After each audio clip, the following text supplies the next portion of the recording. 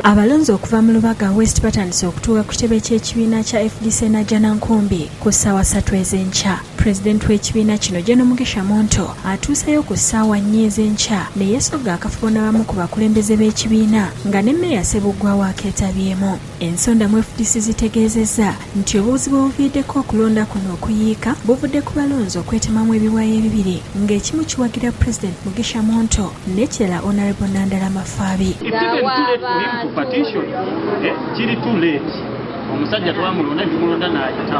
Abawagizi ba Mafaabi mu kitundu ky'e Lubaga beekozeemu omulimu basobole okukuba Mmeeya w'e Lubaga Joyce Ssebuggwawo mu kalulu nga n'ekidiridde kubadde bawagizi kwekandagga ne bagenda nga balumiriza abamu nti okwagala okubabba.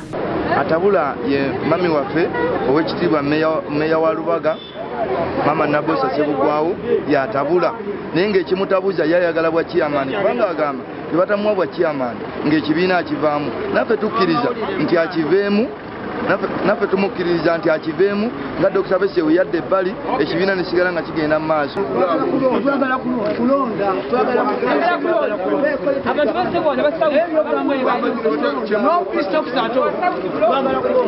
Abamu ku bawagizi ba Ssebuggwawo babadde bakulirwa Jaliya Bushira nabo balabiddwako nga beekalakasiza mu luggya lwa woofiisi ssaako okuwanyisiganya ebigambo n'ababalwanyisa.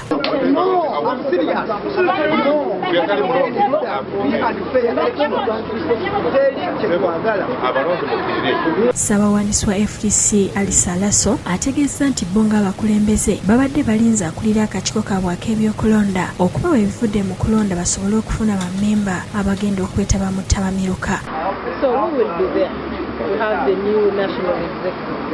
Ssebuggwawo bw'atuukiriddwa agambye okubaako n'ekyayogera. Musimedi yakusakidde eggulire lino Bukedde TV 1.